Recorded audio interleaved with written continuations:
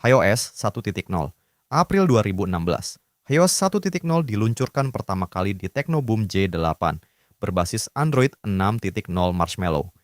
Debut yang sederhana, home screen yang bisa dikustomisasi, dan aplikasi bawaan yang dirancang untuk pengguna di pasar berkembang. Tidak ada fitur canggih, tidak ada AI, tidak ada animasi mewah. Tapi ini adalah deklarasi. Tekno serius membangun ekosistem software sendiri.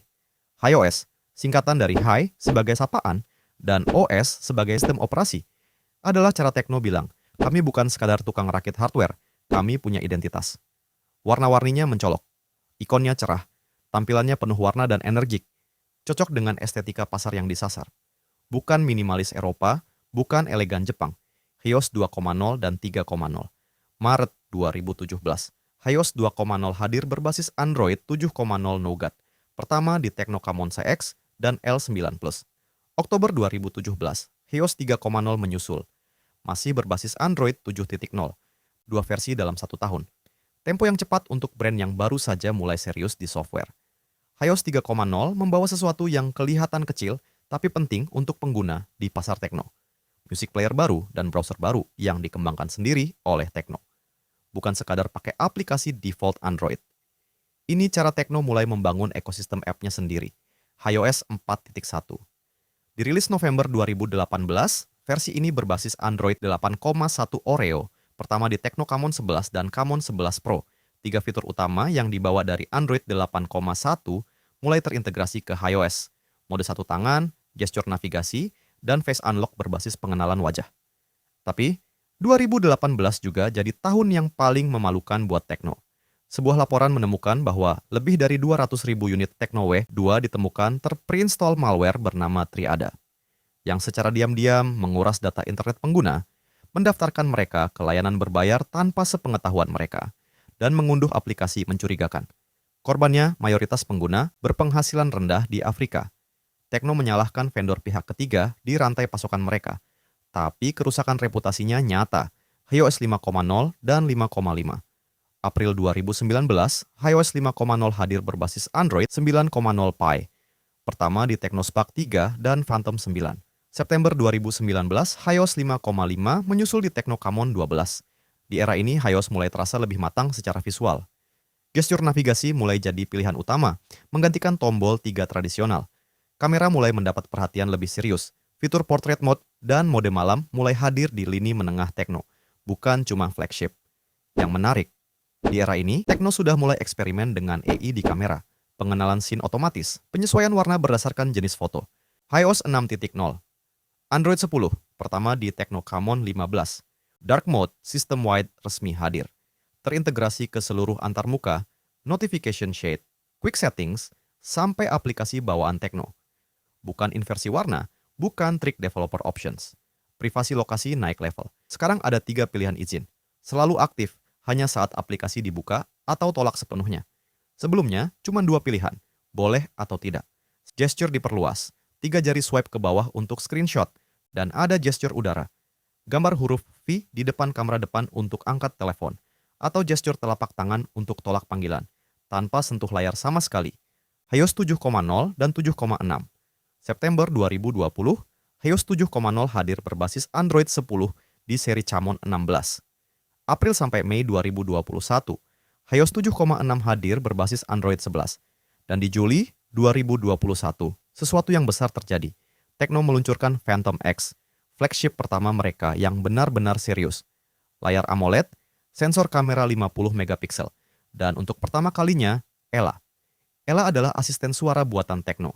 Kamu panggil dengan ucapan, "Hai Ella," dan dia bisa bikin telepon, atur alarm, putar musik, baca pesan WhatsApp, bahkan tanpa koneksi internet untuk fungsi-fungsi dasar.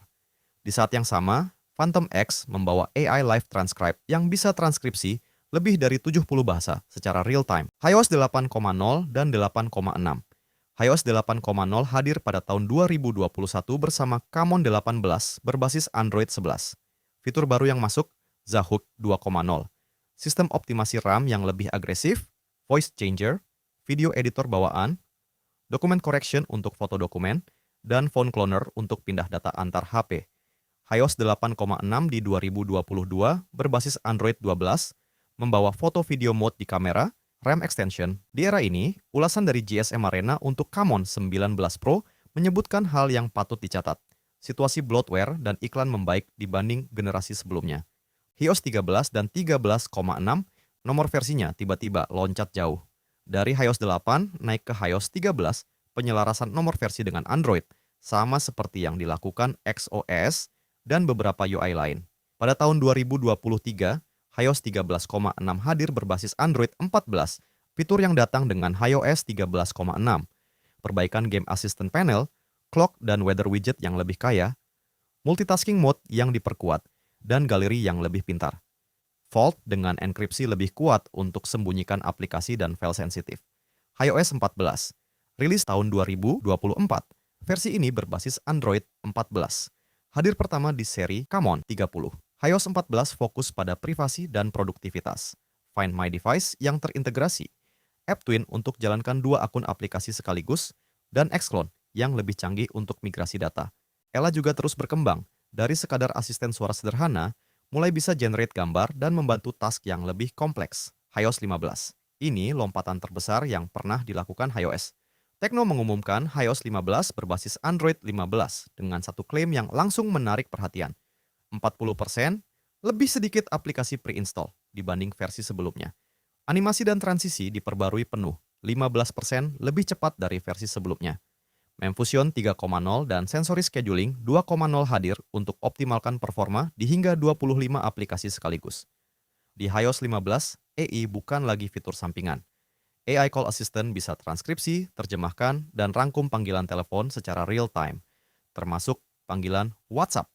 Dan masih banyak fitur AI lainnya seperti AI Auto Answer, AI Screen Awareness, AI Eraser, AI Wallpaper Generator, dan AI Blurring. Tekno bahkan menyesuaikan Ella, asisten AI mereka, untuk mendukung bahasa Hindi dan bekerja sama dengan model AI lokal India bernama Sarvam AI. HiOS 16 diumumkan di MWC 2026, rollout mulai kuartal 2 2026. Tema desainnya Super Fluidity, animasi lebih halus, transisi lebih kohesif, tampilan lebih bersih. Ella mendapat upgrade terbesar sejak pertama kali debut. Integrasi lebih dalam ke sistem, bisa proaktif memberi saran tanpa diminta, bisa rangkum video YouTube, dan ini yang paling menarik, bisa baca dan balas pesan WhatsApp secara hands-free. Gaming bypass charging hadir. Daya listrik langsung dialirkan ke motherboard, bukan ke baterai, supaya HP tidak overheat saat main game sambil cas. Intelligent Calling Assistant dengan subtitle real-time dan ringkasan otomatis. Transfer file ke iPhone 1 tap tanpa internet. OneLeap untuk manajemen multi perangkat. App Flash Launch 2.0, Sensory Scheduling 3.0. Memcompress untuk performa yang lebih efisien.